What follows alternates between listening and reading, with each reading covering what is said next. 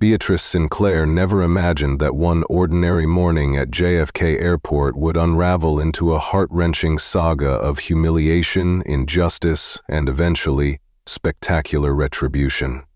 She stepped into the terminal with the poised determination of a woman who had weathered countless storms.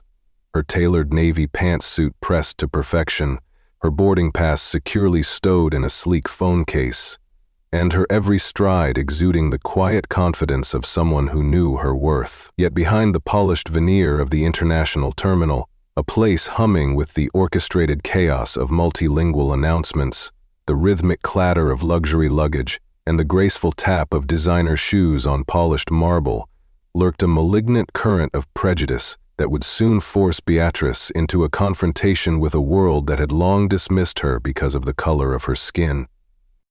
At first, it was as subtle as a whispered command in a sea of obligatory smiles.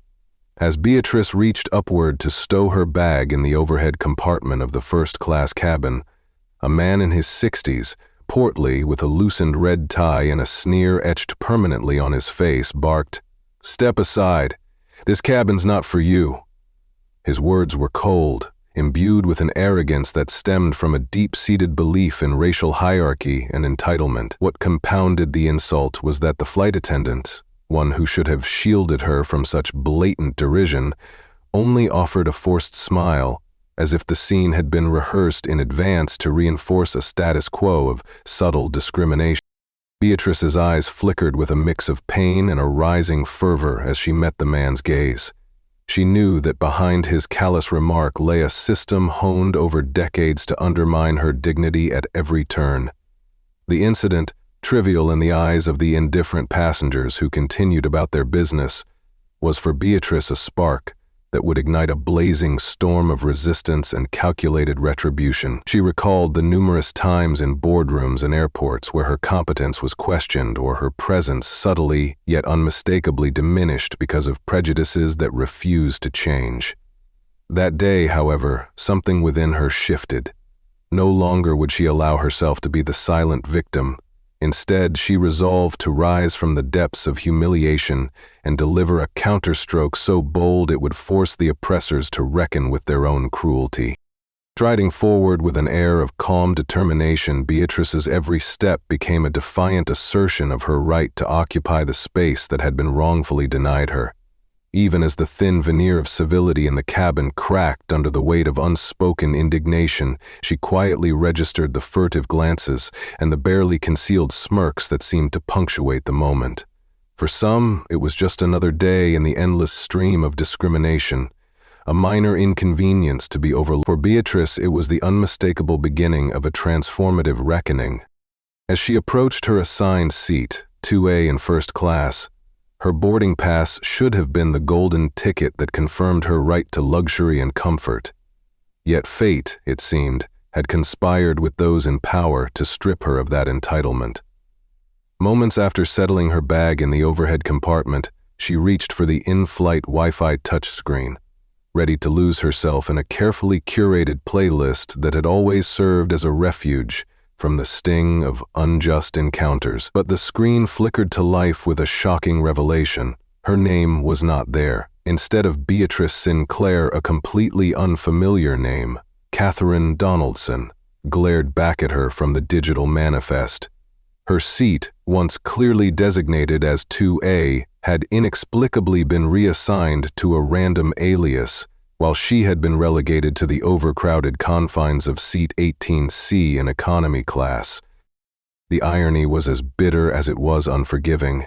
Here was a woman who had paid in full, checked in on time, and commanded respect through her impeccable presence, all reduced to a pawn in a meticulously executed scheme of racial segregation. The flight attendant, whose name tag read Claire, reappeared with a tightening smile that belied her discomfort. "Yes, Miss Sinclair," she said, her tone dismissive as she attempted to pass off the glaring error as merely a minor that sometimes occurred in the system. But Beatrice's mind, sharp and unyielding, saw it for what it was, a deliberate act of disenfranchisement. Before long, the situation escalated when a man in a navy blue security blazer, his badge glinting with authority that had little to do with justice, strode purposefully down the aisle. His heavy, deliberate steps signified that something more ominous was at play. "Ma'am, may I see a second form of identification?" he demanded, his tone devoid of genuine concern. Every word he uttered was steeped in the practiced routine of an institution designed to humiliate rather than to serve. With a cool composure that masked the storm raging within her, Beatrice produced her passport and handed it over, her eyes never betraying the inner agony of being caught in a system engineered to strip her of her dignity and humanity.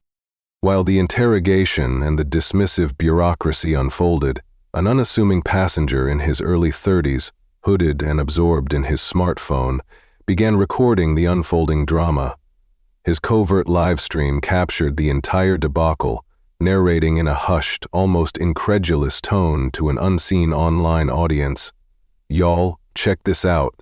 A homegirl in first class just got her seat juggled like it was nothing but a glitch," he murmured, his words a digital echo of the ongoing injustice. Little did Beatrice know that her painful ordeal was about to spiral beyond personal humiliation into a viral spectacle of systemic abuse, a spectacle that would galvanize public outrage and force a reckoning with entrenched racial injustice. Seated in what was now the crowded, windowless economy, Beatrice's facade of composure belied the tumult of emotions raging within her.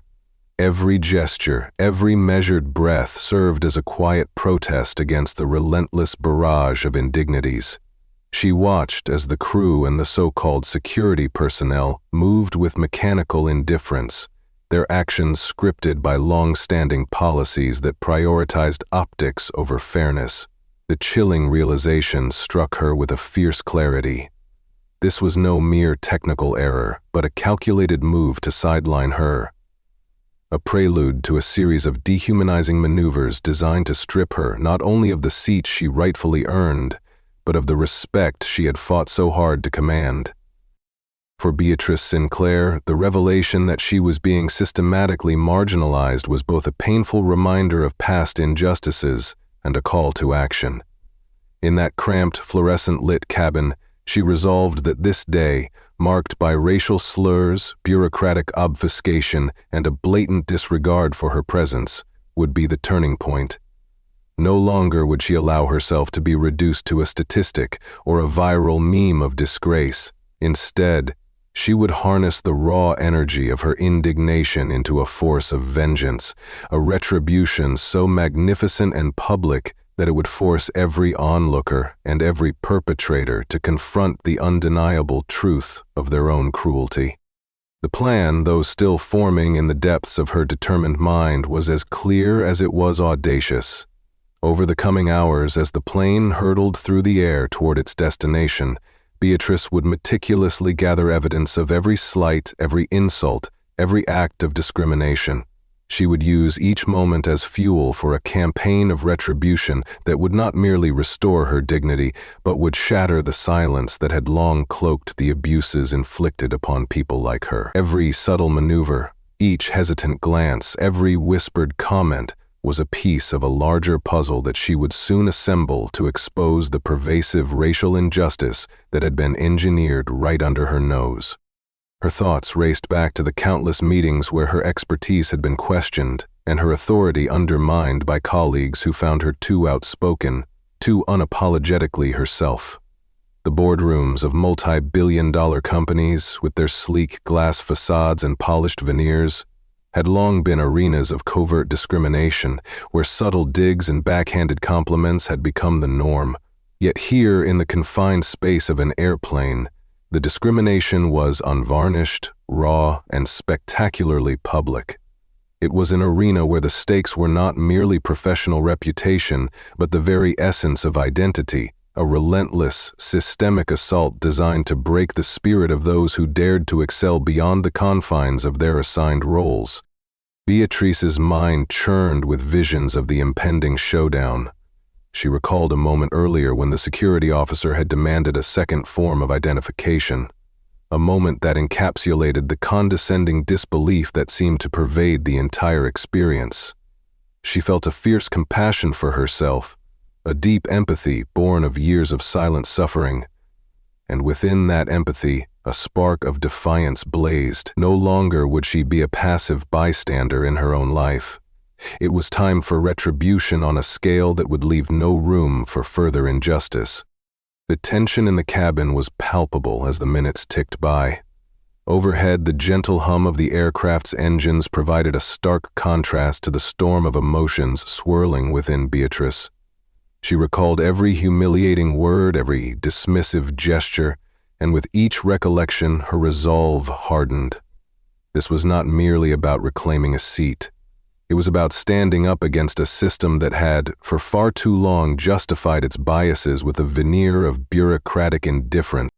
As the plane began its final descent toward the destination, Beatrice's quiet determination transformed into a resolute plan for absolute, unyielding vengeance.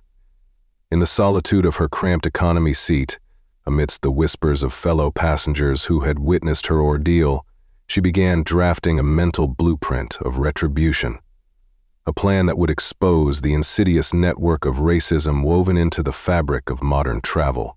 Her strategy was not one of immediate brute force confrontation, but rather a slow, deliberate escalation that would catch the culprits off guard, leaving them no choice but to acknowledge the gravity of their transgressions. Every injustice, every small slight, every deliberate act of humiliation would serve as evidence in the grand design of her ultimate comeback. Throughout the duration of the flight, as the cabin's atmosphere grew increasingly oppressive, Beatrice allowed herself brief moments of introspection. She recalled the gentle strength that had carried her through life, the strength that had seen her through years of overcoming obstacles that others had deemed insurmountable. But this time the battle was not fought in silent boardrooms or behind polished desks. It was fought in the cramped, tense atmosphere of an airplane where every eye was a potential witness, every act a testament to the cruelty of the times. The emotional weight of it all threatened to swallow her. Yet even as tears welled in her eyes at the injustice of it all, she refused to let them fall. Instead, she squeezed them back, steeled herself, and vowed that this would be the beginning of a reign of calculated, awe-inspiring retribution. In the following hours, Beatrice secretly recorded every interaction, every dismissive comment, every manipulated seating change, a digital dossier of suffering that would soon find its way into the spotlight. The live stream, captured by an observant passenger, was just the beginning. As the footage spread across social media, the public slowly began to awaken to the magnitude of the injustice that was being perpetrated against a woman who had done nothing but demand the respect she was rightfully due. The online community, ignited by her pain and emboldened by her calm defiance, rallied behind her. Comments poured in, not just in sympathy but in solidarity, as viewers recognized that Beatrice's struggle was emblematic of a much larger battle against systemic oppression. By the time the aircraft finally touched down on American soil, the forces of accountability were already gathering momentum. Beatrice had meticulously stored every fragment of evidence, a silent promise that this was merely the prelude to a dramatic unveiling. The plan was now in motion. A comprehensive, hard-hitting exposure that would not only restore her tarnished dignity, but also shake the very foundations of the establishment that had tried to crush her spirit. In the days that followed, as Beatrice navigated the aftermath of the incident with a grace that belied her internal rage, she set about orchestrating her grand response. It was no longer enough to merely file a complaint or quietly accept apologies. No, she was determined to expose the racial injustice embedded in every meticulous protocol and every dismissive policy. Her retribution would be a masterpiece of calculated strategy, public, powerful, and utterly inescapable, a blazing testament to the fact that those who wield injustice would soon find themselves reckoning with the collective voice of those long oppressed. A nationwide conversation ignited as her story unfolded on major news outlets, social media platforms, and in hushed yet impassioned discussions in community centers. Beatrice's evidence became a catalyst for policy reforms, forcing airlines and travel authorities to confront the latent biases that had allowed such an incident to occur. The public's empathy for her plight, ranging from the elderly dignified audience to activist groups, fueled a movement that demanded accountability and change. As legislative hearings were convened and high-ranking officials were summoned to explain the systemic failures, the narrative of Beatrice Sinclair evolved from a single unfortunate event into a clarion call for justice and equality. The once dismissive voices of power now trembled under the scrutiny of an awakened citizenry. In press conferences and public forums, Beatrice's story was recounted with a mixture of sorrow and steely determination. Each retelling underscored the relentless cruelty of those who believed that their wealth, privilege, or mere position in the social hierarchy granted them the right to belittle and marginalize others. Yet amid this outrage, there emerged a glimmer of hope, a promise that the long-overdue reckoning would leave an indelible mark on a society in desperate need of transformation.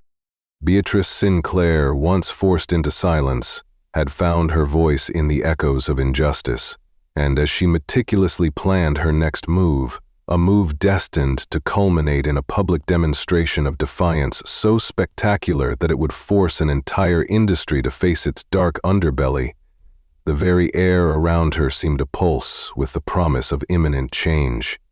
Her retribution was not merely an act of personal vengeance. It was a declaration, a resounding statement that no one, no matter how entrenched in power, could continue to trample on the rights of the marginalized with impunity. In the ensuing weeks, as courtrooms, corporate boardrooms, and media outlets all turned their attention to the fallout from that fateful flight, Beatrice's campaign of accountability became a symbol of resistance. Every public appearance, every statement she released, resonated with the quiet strength of a woman who had been pushed to the brink and who then rebuilt herself into an unyielding force for justice. The narrative of Beatrice Sinclair transcended her personal ordeal. It became the story of countless others who had been relegated to the fringes, whose quiet suffering was finally being transformed into a collective uprising. Now, as the chapters of this saga continue to unfold, one thing is certain: the reckoning is far from over. The massive storm of retribution that began on that ill-fated day at JFK is destined to sweep through every institution that dares to condone or ignore systemic injustice. For Beatrice, every act of discrimination, every calculated maneuver to undermine her identity, will be met with a response so meticulously orchestrated and magnificently executed that it will leave the perpetrators not just humbled, but stunned into silence. The era of quiet injustice is drawing to a close, replaced by a new dawn, a dawn defined by accountability, equality, and a refusal to accept anything less than absolute respect. Helen didn't react. In this unfolding drama, what began as a seemingly trivial confrontation in an airplane cabin has evolved into a battle for dignity that reverberates far beyond the confines of a single flight.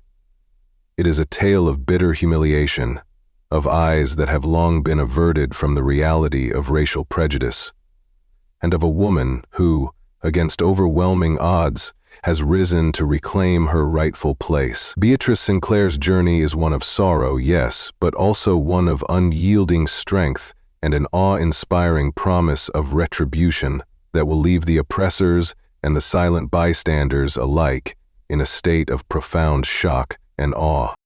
And so, as the world watches and listens, Beatrice Sinclair steps forward, a beacon of resilience, a symbol of resistance, and an embodiment of the belief that no injustice, no matter how deeply ingrained, can withstand the force of a determined soul seeking not only justice, but a reimagined future where respect and equality reign supreme.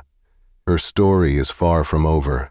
Indeed, it has only just begun, and the legacy of her triumphant reclamation of dignity is destined to inspire generations to come. Beatrice Sinclair's ordeal took a darker, more intricate turn as the unfolding drama on the flight transformed into an excruciating spectacle of cruelty and blatant disregard for justice. After the earlier debacle, when her rightful first-class seating was surreptitiously stripped away and she was relegated to economy with a fabricated alias, she now found herself face-to-face with a whole new level of institutional malice. While her thumb nervously navigated the reservation on her smartphone, confirming once more that her name, Beatrice Sinclair, was supposed to be tied to seat 2A, she extended her hand in a desperate bid for clarity, yet the man in authority barely glanced at her phone. With a dismissive, "I'll be right back," he walked away, leaving her passport in limbo, as though her identity were nothing more than a bothersome interruption to the system. Around her, passengers no longer tried to hide their curiosity. Their eyes were glued to the scene, their whispers mutating into silent judgments that splintered the atmosphere into segments of growing hostility and unease. Across the cabin, a man in khakis, whose earlier smirk now seemed to confirm his own suspicions, sat just a few seats behind Beatrice. His gaze was self-satisfied as he scrolled on his tablet, recording every moment with the detached interest of someone privy to an exclusive piece of gossip. Nearby, a middle-aged couple exchanged hushed, disdainful whispers, the woman mouthing words like scam and fraud behind her manicured hand. Yet throughout this mounting pressure, Beatrice maintained a dignified silence. Her spine remained tall and her breathing steady, although her mind raced with calculated responses. Every subtle injustice was catalogued in her thoughts, a chess game in which she was already thinking several moves ahead. The enemy, it seemed, had intended to turn her humiliation into a public spectacle, a game of optics where they could parade their discrimination without consequence, but Beatrice knew better than to give in. She was a force honed by years of adversity, and she would soon prove that every slight, every insult, would fuel her ultimate retribution. At the front of the cabin, the atmosphere took on an almost surreal quality as the same flight attendant, Claire, who had twice questioned Beatrice's right to occupy her rightful seat, now bustled about near the cockpit entrance. With an overly bright smile that seemed rehearsed for a camera, Claire beckoned a group of white passengers, men in tailored coats and one elegantly attired woman, all adorned with diamond-studded watches and impeccable grooming, to approach the flight deck. "Captain Michaels is happy to welcome our VIPs for a quick tour before takeoff," Claire chirped, her eyes gleaming with a counterfeit warmth that underscored the gulf between them. Laughter echoed softly as the VIPs posed for photos with the pilots, their hands resting casually on shoulders while champagne flutes clinked in an ostentatious display of privilege. Beatrice's eyes took in every detail with a mix of weary resignation and inner fury. She had seen this display of favoritism before, how a quiet, dignified black woman with both wealth and poise was seen as an anomaly in a world where validation was reserved only for those who fit a preconceived mold. Despite her net worth, which many would envy, Beatrice had always been measured by an invisible, discriminatory yardstick. Their lavish display served as a stark reminder that, in the eyes of many, her excellence was acceptable only when it was publicly confirmed by those who ruled the social hierarchy. After a long period of waiting filled with silent agony, the security agent finally returned. His face was an impassive mask as he handed Beatrice back her passport, as if it had personally offended him to even cross paths with her. "Everything checks out," he stated flatly, leaving behind the cold authority of his shoes clicking away down the aisle. It was a brief, perfunctory declaration that scarcely masked the undercurrent of prejudice. The once watchful eyes of the passengers now shifted, some quickly retreating back into their own bubbles of ignorance, refusing to acknowledge that what they had just witnessed was not merely a procedural error, but a deliberate, calculated act of erasure. The man in khakis, who had earlier sported a smirk of superiority, met Beatrice's determined gaze briefly before lowering his eyes to his phone, dismissing her with an air of indifference that stung more deeply than any overt insult could. Claire swept through the cabin again, this time delivering towels and warm nuts to the reassembled VIP group fresh from their cockpit tour, completely bypassing Beatrice's row as if her presence were an inconvenience. Even though the security officer had returned her passport and confirmed her right to be in seat 2A, The charged atmosphere around her only grew thicker, more menacing. There was a silent consensus permeating the cabin, a collective unspoken agreement that her inclusion here was an error meant to be corrected through humiliation rather than genuine resolution. Not a single person offered an apology, nor did anyone attempt to correct the glaring injustice. The damage, it turned out, was not simply procedural. It was a calculated act of social exclusion. From the corner of her eye, Beatrice saw Claire approaching again, this time flanked by another uniformed crew member whose face was carved in an expression of stoic indifference. His eyes were rigid, his brow creased in adherence to protocol, as he addressed her in a tone that was too loud and too formal. "Ms. Sinclair," Claire began, her voice strained yet insistent. "We're going to need you to collect your belongings and deplane while we finalize a few last-minute confirmations." Beatrice's heart tightened, but she did not immediately move.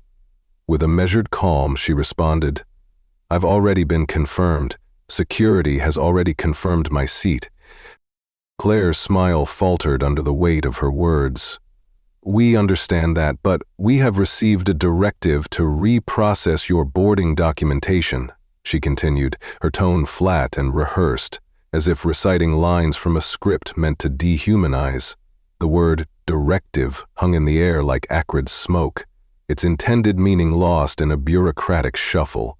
A voice from 2 rows behind muttered, "Here we go again," and even the slightest snort of derision resonated through the cabin. The familiar shift in energy came over the audience, a collective anticipation born of delight in watching someone else's misfortune.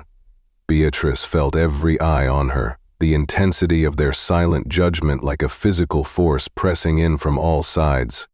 At that moment, Beatrice's inner resolve crystallized. She had spent her career advocating for negotiation and respect rather than spectacle, but this was no boardroom negotiation. It was a stage, and she was being forced into a public performance designed to humiliate her. With a slow, deliberate breath, she rose from her seat. Each movement was measured, imbued with the quiet dignity and subtle rebellion that had defined her life. As she reached for her leather tote bag, she stepped out into the narrow aisle, leaving behind a trail of stunned silence. Every passenger's gaze was fixed on her as she moved, some faces lighting up with smug satisfaction, others clouded with disapproval or even a fleeting hint of shame. A man in business casual attire promptly pulled out his smartphone and began recording her progress, framing her like a subject in a modern-day perp walk, a macabre exhibition of injustice. At the jet bridge, the situation escalated further. A man in his mid-20s with slicked-back hair and the obnoxious bravado of a failed social media influencer stepped directly into Beatrice's path. His phone was already rolling, his smile wide and mocking as he laughed under his breath. "Hey, quick question," he said, his tone dripping with feigned innocence that belied the malice beneath. "How does it feel to be kicked off a flight you couldn't afford?" His words rang out, laden with a cruelty aimed to wound. Beatrice halted just short of his intrusion, meeting his gaze for one long, pointed second, then turned and kept walking without uttering a single word. Behind her, his laughter grew louder as he spoke directly into his phone like a tabloid reporter. "No comment, folks," he declared, his voice echoing the narrative he hoped to shape, a narrative of guilt and disgrace. His laugh and the ensuing chatter became the soundtrack to a moment that was being edited, posted, and dissected for public consumption.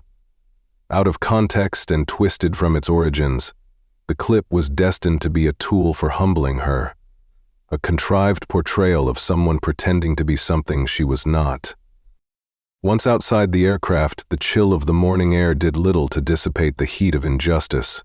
A junior gate agent, his face pale and his voice rehearsed with contrived sympathy, approached her with a tablet in hand and an attempt at making eye contact that fell far short of genuine concern.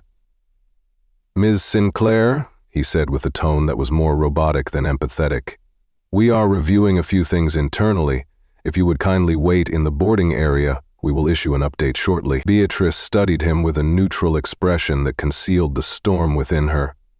"Am I being removed for any confirmed infraction?"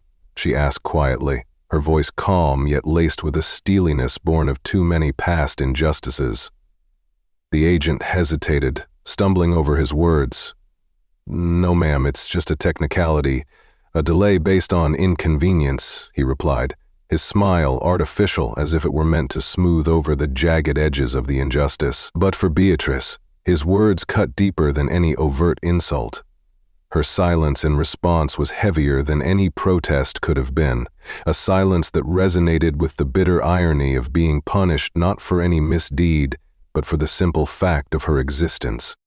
Soon she found herself alone in a quiet, glass-encased section of the terminal, a space marked by the dull hum of fluorescent lights and an oppressive silence that was almost louder than the ambient noise outside the jet bridge.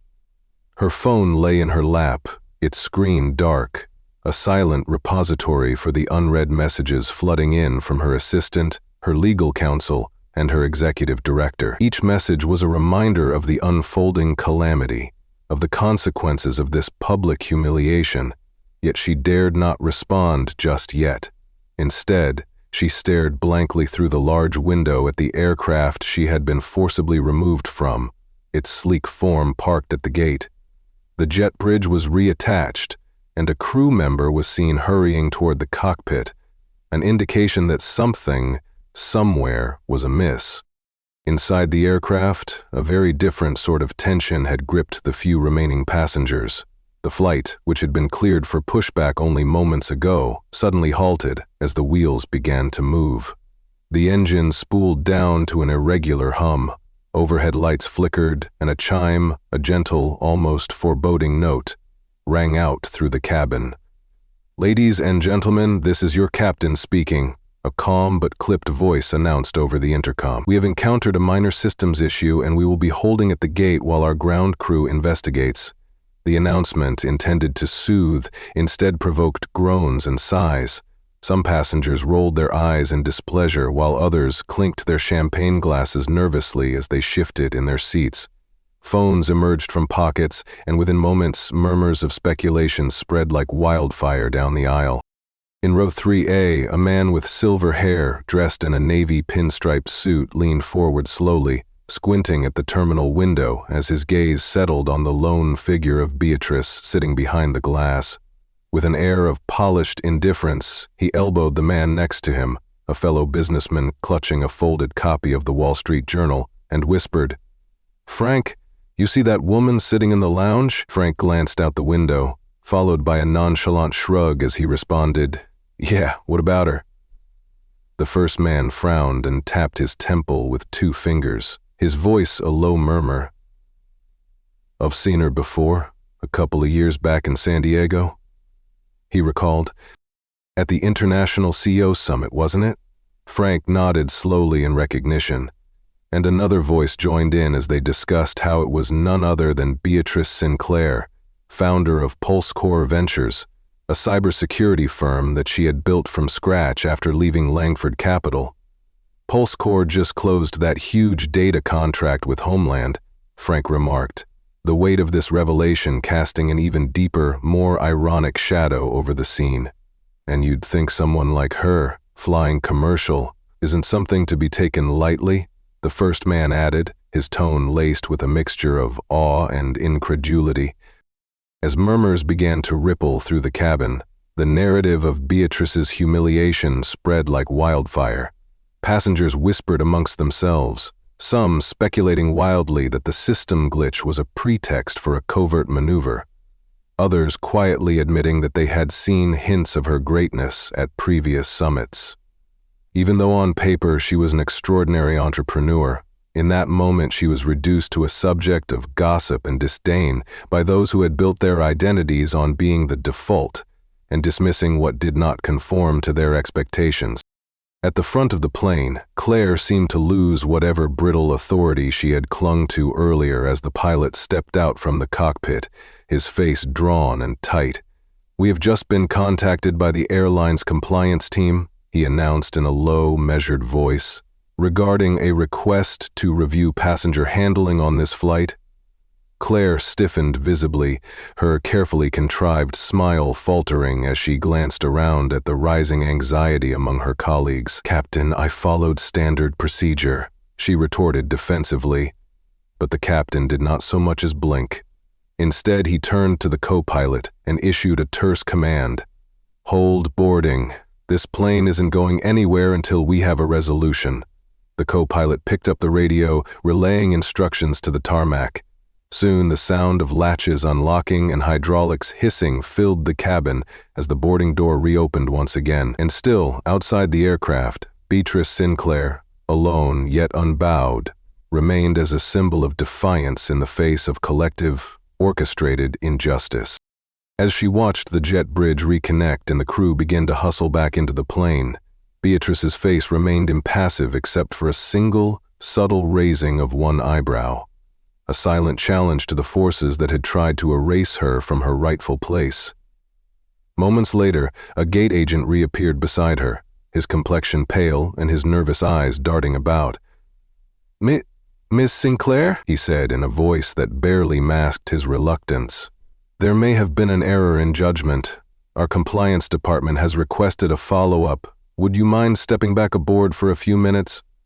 For a heartbeat, the air hung heavy with anticipation, the promise of further humiliation intermingled with the possibility of a misstep in the carefully orchestrated drama. But Beatrice did not speak a word. With an almost regal composure, she rose, smoothing the creases from her impeccably tailored blazer and following the agent back through the bustling terminal. As she did so, every conversation around her softened to a hush. Even the orchestrated laughter and murmured gossip seemed to pause in deference to her quiet, unyielding strength. For those on board the aircraft, this second act of her public journey carried even greater implications. The barely perceptible tension in the air was now a tangible force, an undercurrent of defiance that rippled through the rows of passengers who had watched her earlier expulsion. The man in row 3A, still watching from his seat, exchanged furtive glances with Frank, his voice low as he murmured, "She's back on. I knew it. I knew we were about to see some real turbulence, not just the kind you feel at 30,000 feet.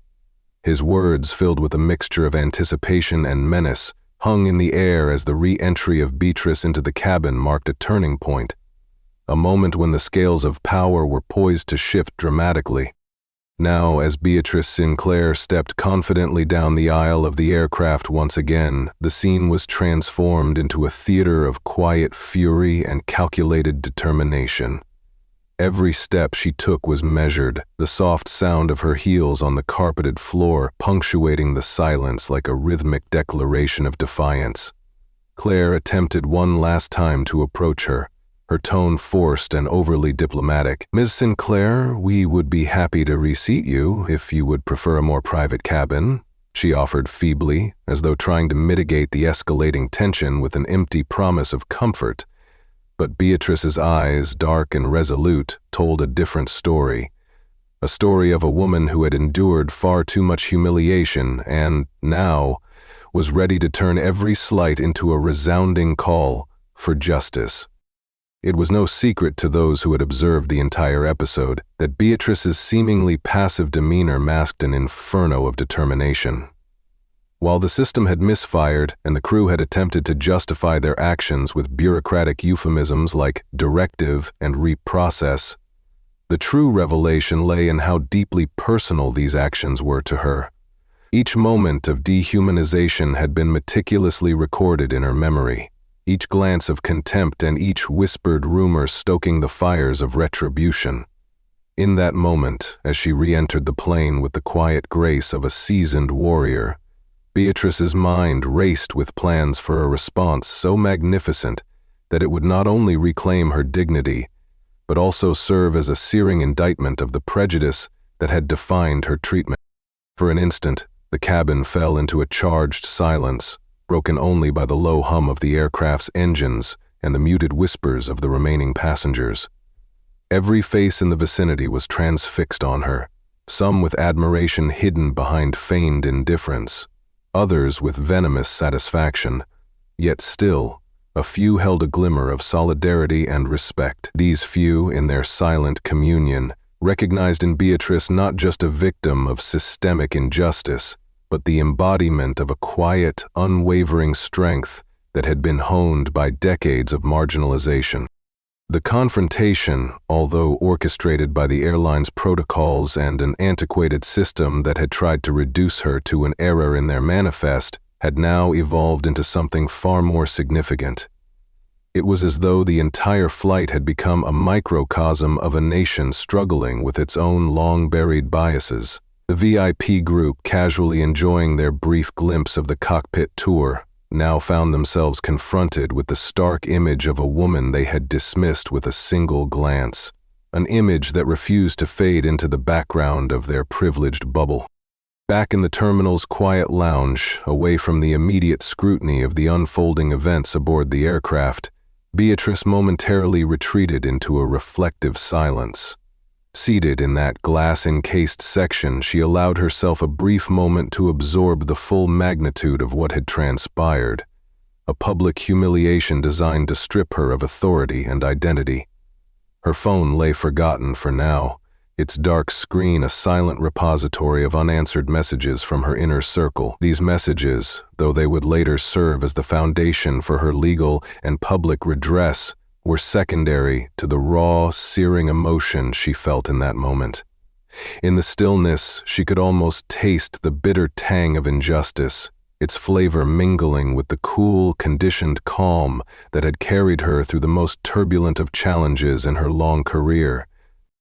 Outside, the aircraft itself seemed to mirror the chaos within. The engines, which had roared to life moments before, now sat in a strange stasis as the boarding door reopened, revealing glimpses of a crew scrambling to regain control of the situation. An announcement from the cockpit, curt and void of the usual reassuring warmth, declared a temporary hold on the flight, while further internal reviews were conducted. Passengers, their expressions ranging from annoyance to pity, began to realize that this was no ordinary technical malfunction, but a deliberate, calculated disruption aimed at undermining Beatrice's rightful place among them. Even as the compliance team's review threatened to transform the entire ordeal into a prolonged battle of bureaucratic maneuvering, whispers among the passengers began to take on a more empathetic tone. In hushed conversations, some recounted previous encounters with systemic injustice, finding in Beatrice's experience a mirror of their own silent struggles. The realization spread slowly, like the soft glow of dawn breaking over a dark horizon, a realization that what had begun as a minor error in the system was in fact a deliberate act, one that had been repeated time and again on countless flights and in innumerable institutions across the country.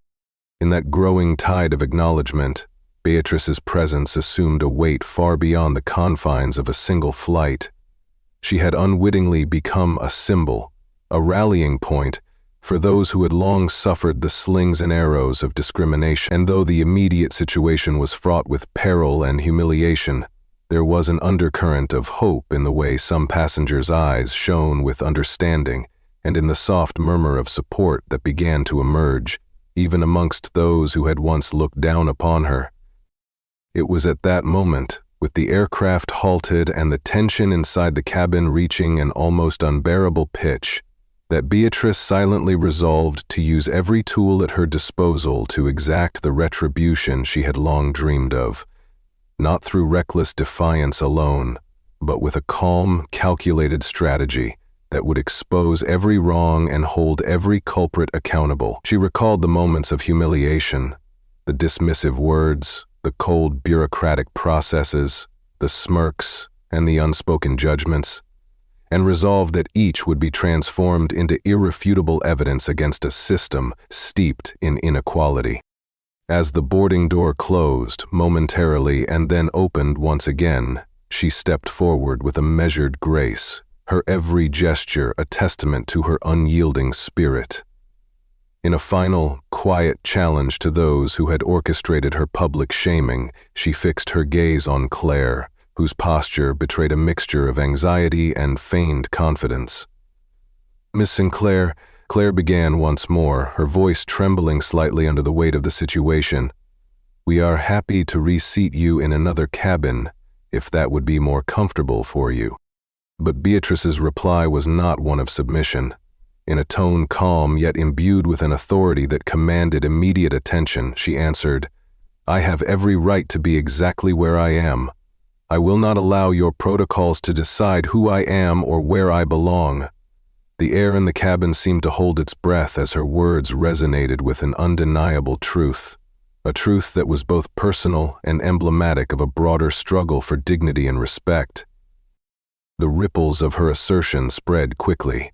A once dismissive silence among the passengers now transformed into a murmur of solidarity, and even a few members of the flight crew appeared visibly shaken by the sheer force of her conviction.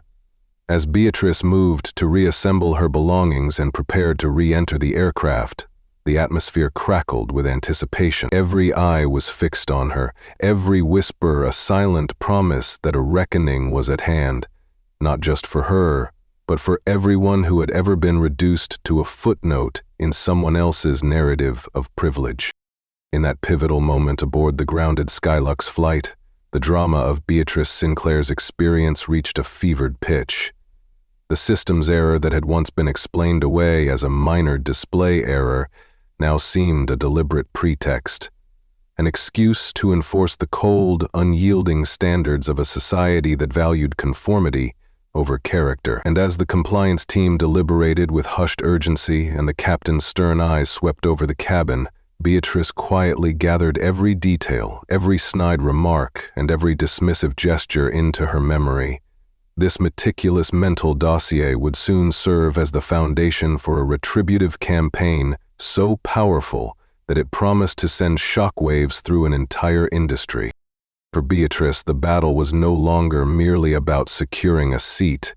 It was about reclaiming every moment of humiliation and converting it into a declaration of independence, a declaration that no one, regardless of their authority or position, could diminish the intrinsic value of dignity. In that moment, as she took one more resolute step toward the reassembled cabin, she vowed that her retribution would be grand and all-encompassing. It would be delivered not with anger alone, but with the cold precision of justice.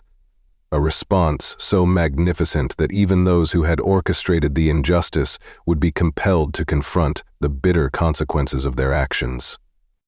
And so, as the aircraft sat poised on the tarmac with engines idling and tension crackling in the air, Beatrice Sinclair's journey took on an almost mythic quality. A saga of defiance that would soon shake the corridors of power and force a public reckoning with deep-seated prejudice.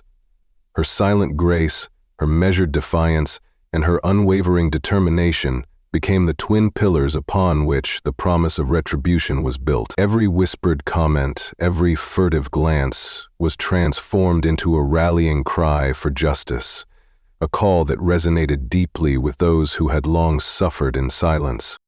In the days and weeks that followed, as news of the incident began to seep beyond the confines of that ill-fated flight, Beatrice's story became a spark that ignited a national conversation about discrimination, equity, and accountability. Media outlets ran endless features on the mysterious system error and the inexplicable decision to force a respected entrepreneur out of her rightful place, while legal experts and activists studied the case as a potent symbol of a much larger battle. Social media erupted into heated debates, with hashtags and viral clips documenting every detail of her confrontation.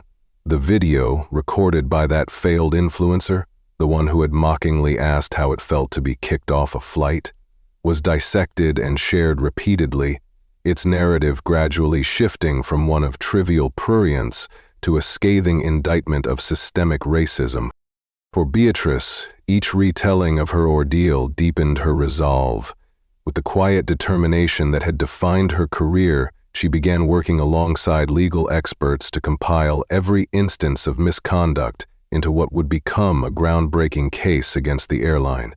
She met with civil rights lawyers, seasoned activists, and community leaders who had long been fighting similar battles. Together, they planned a campaign that was as strategic as it was bold, a campaign that would use every available medium to expose the dark underbelly of an industry that prided itself on luxury and exclusivity while perpetuating exclusionary practices.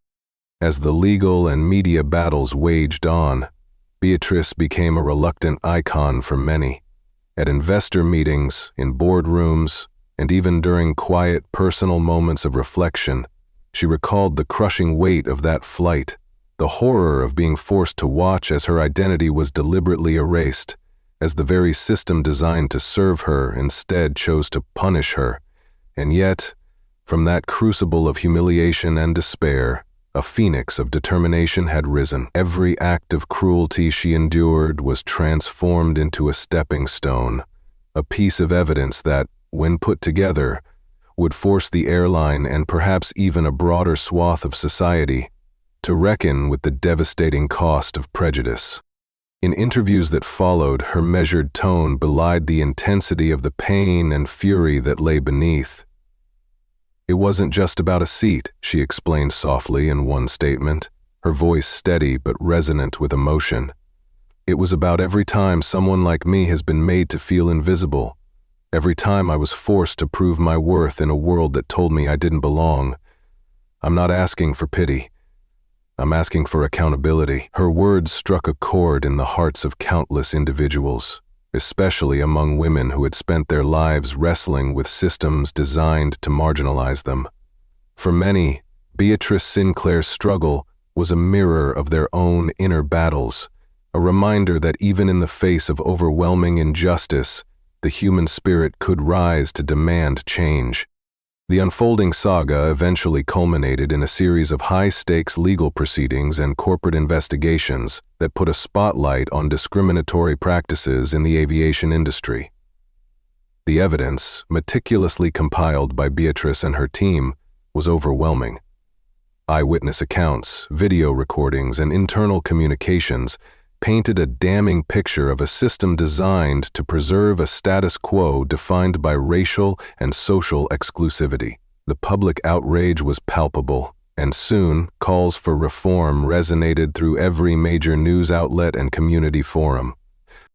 In a landmark case that captured the nation's attention, Beatrice Sinclair's story was not only validated in the court of law, but also embraced by a burgeoning movement demanding systemic change. Her campaign for justice became a rallying point for people across the socioeconomic spectrum. Those who had long been silenced by institutional prejudice now found a powerful voice in her defiance. The legal proceedings were grueling and protracted, but through it all, Beatrice maintained her dignity and her unyielding resolve. Every courtroom appearance, every press conference was a meticulously orchestrated reminder that justice, however delayed, was inevitable. As the saga of that fateful flight evolved into a national movement, the man in khakis, the indifferent flight attendant, and every other cog in the discriminatory machine found themselves forced to confront the reality that their actions had consequences far beyond a single flight. The airline, now under intense scrutiny, was compelled to implement sweeping reforms in its customer service policies, and its leadership was made to acknowledge the deep-rooted issues that had allowed such an injustice to occur. For Beatrice, the road to retribution had been long and arduous, but the outcome was nothing short of historic, a validation that even in the darkest moments, the human spirit could rise, unified against oppression. In the end, the dramatic events aboard that Skylux flight became far more than a mere incident of air travel gone wrong. They became an emblem of hope and resilience.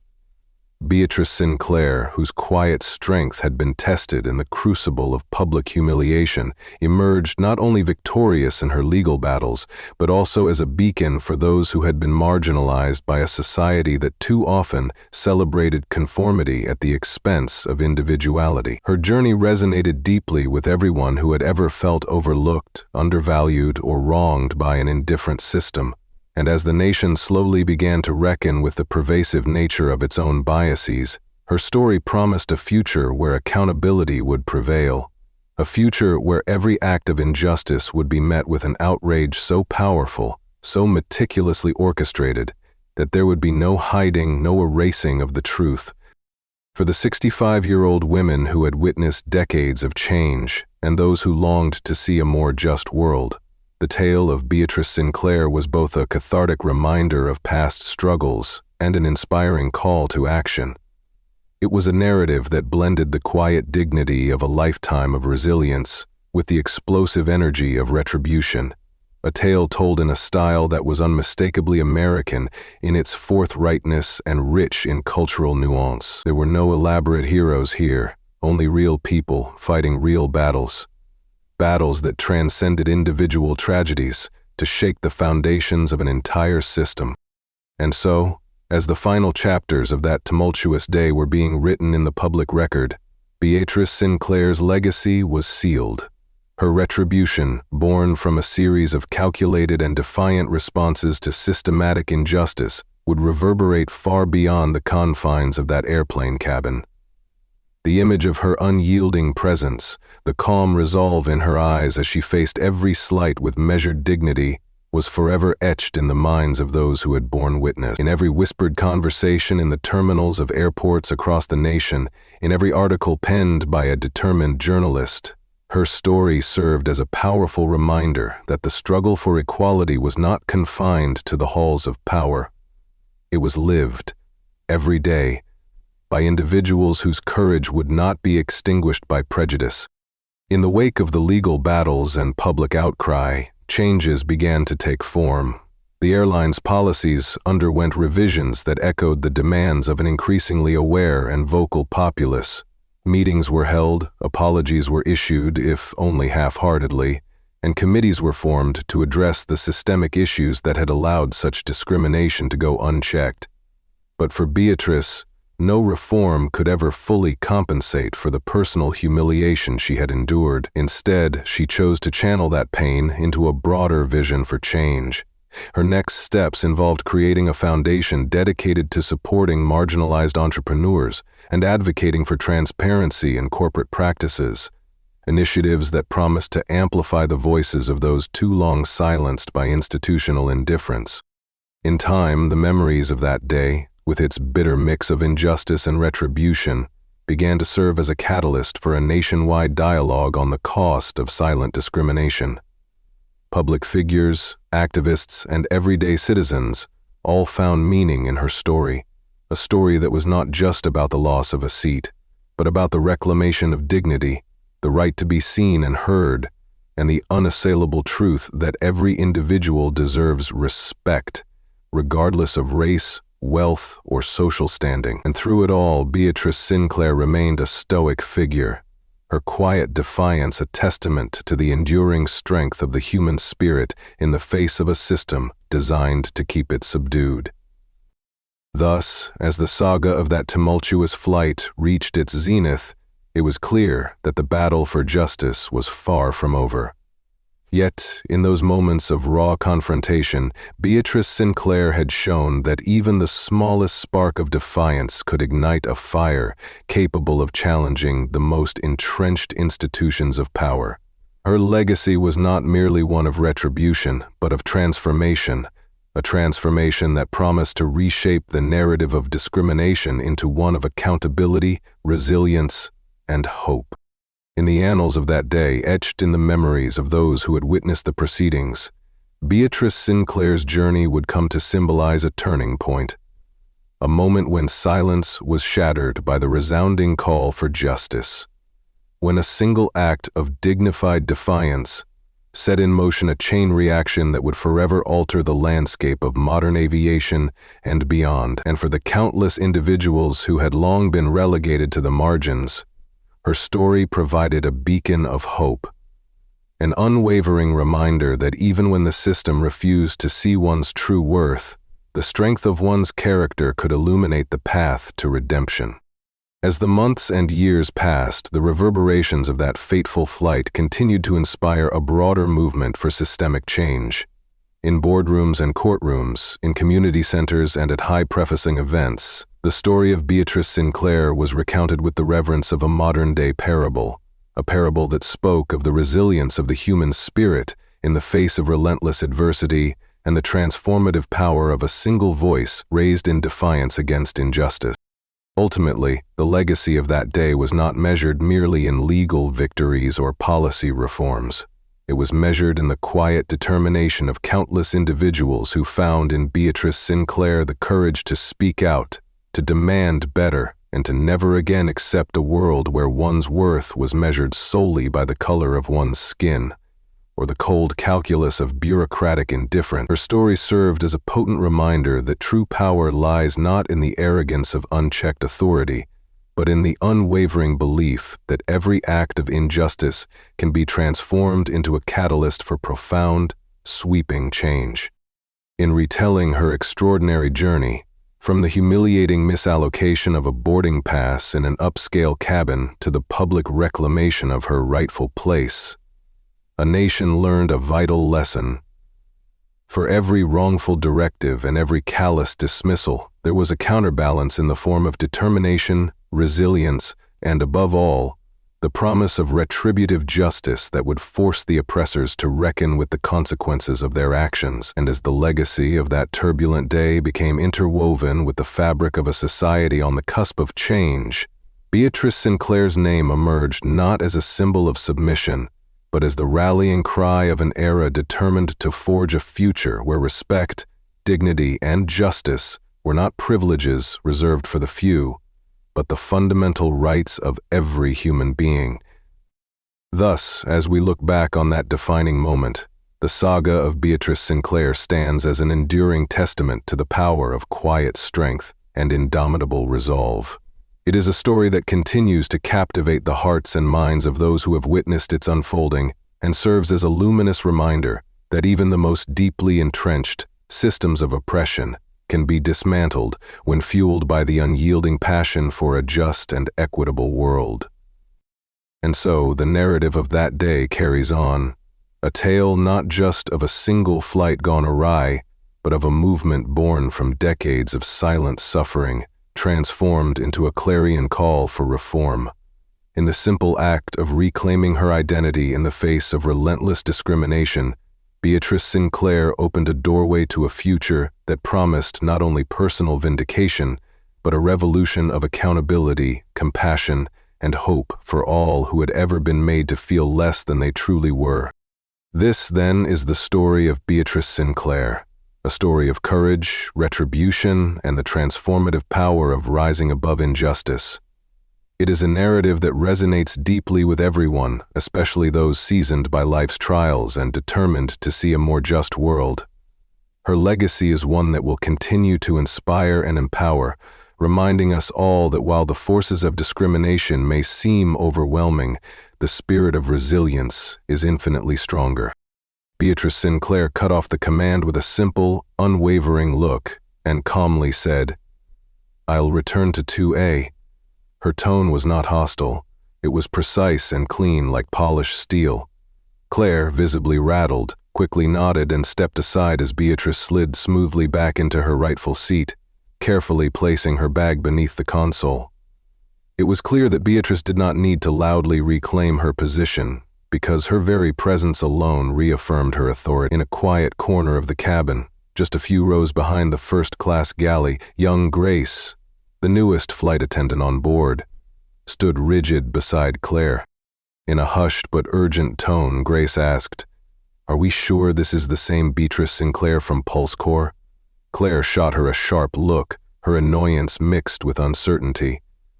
"It doesn't matter who she is," Claire muttered, though her voice betrayed a hint of insecurity that belied her earlier confidence. "But a woman running a billion-dollar firm does make a difference," Grace whispered. "I mean, she's been in Forbes and was on a Treasury panel just last month." Claire offered no further reply as she straightened her blouse and turned away, her posture trembling with the knowledge that power dynamics were shifting in ways she had never anticipated. Meanwhile, the man in seat 2B, a white man in his early 40s, clean-shaven, with a discreet monogram on his cuff, sat back down at his laptop. He had given only a tight nod when Beatrice returned, and as his screen illuminated with an internal cybersecurity report, he frowned, as his eyes caught sight of the sleek, electric blue logo of PulseCore Ventures in the corner of a presentation slide. His gaze darted to Beatrice and then back to the screen as he scrolled through a subsequent slide quoting one of her direct remarks that read, "Beatrice recommends phased deployment of advanced behavioral encryption by Q4.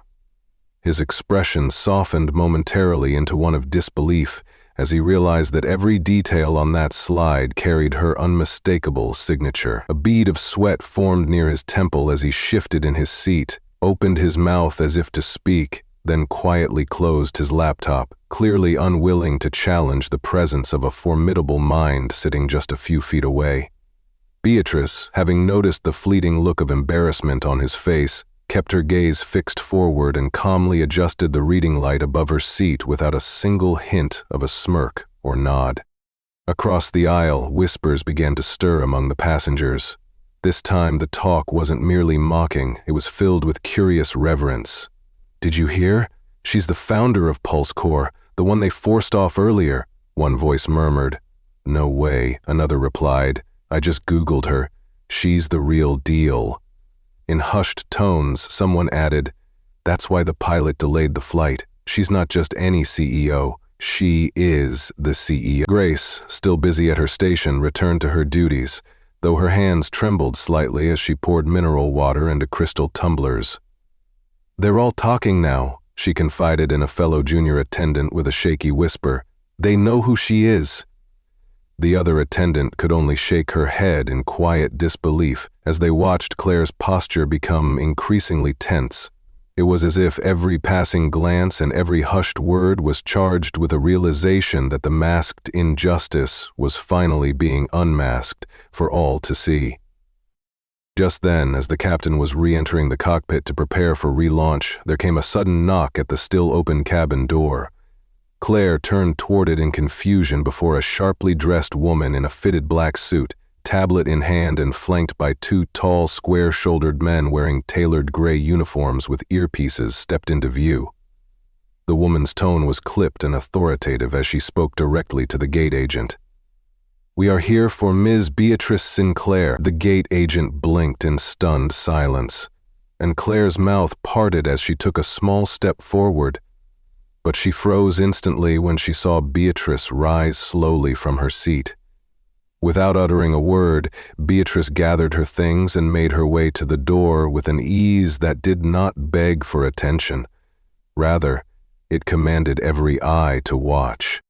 The security men stepped aside respectfully as the woman with the tablet gave a firm nod in confirmation.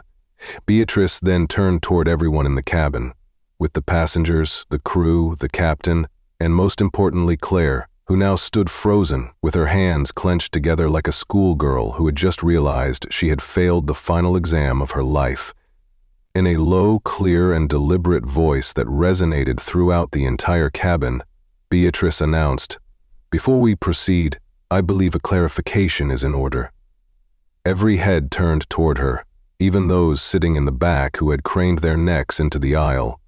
"My name is Beatrice Sinclair," she declared, her gaze sweeping over the room. "I am the founder and CEO of PulseCore Ventures, and as of 9 o'clock this morning, PulseCore finalized the acquisition of a controlling 51% stake in Skylux Airlines, including this aircraft, its flight operations, and all of the employment contracts of every person on board." A silence fell so deep it was almost tangible.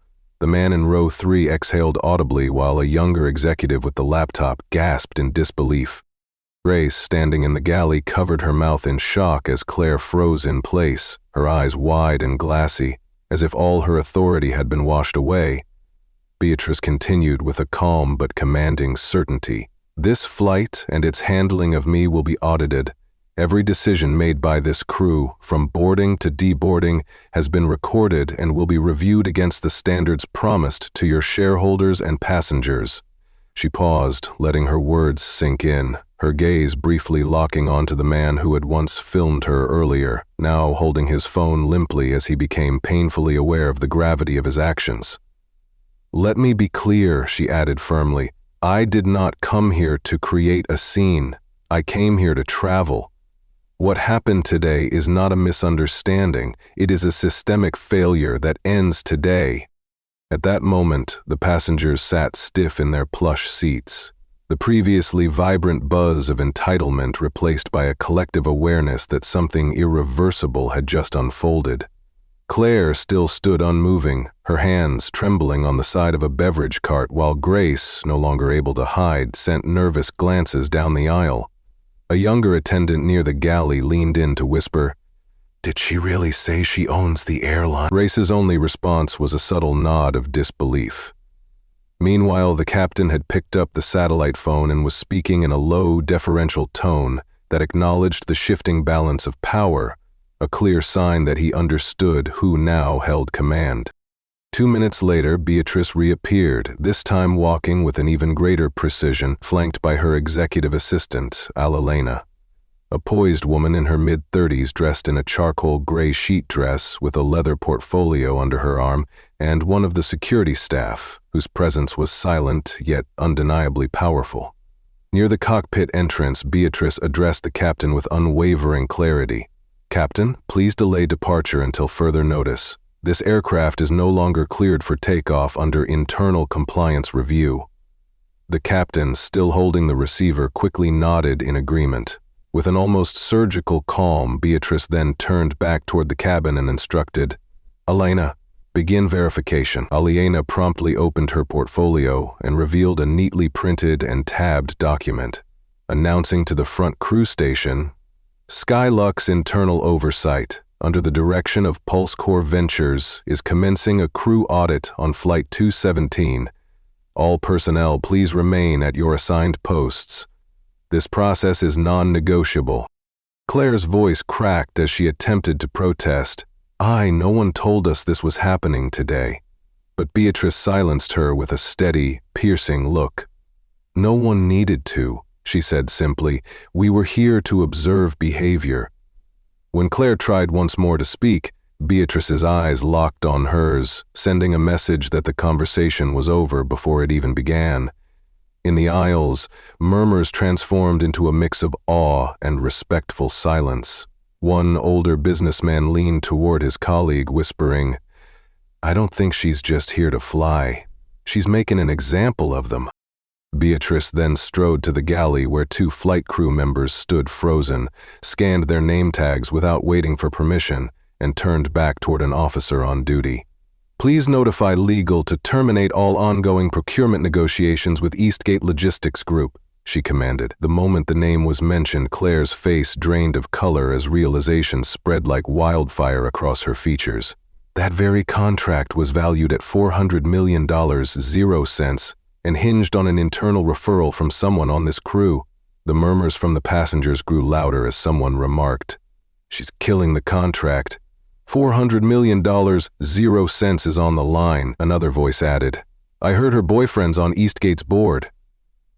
Even the livestream footage, once dismissed as just another attempt to mock a black woman, had been reframed and amplified by digital watchdogs, activists, and journalists who now understood the true magnitude of the crew's betrayal.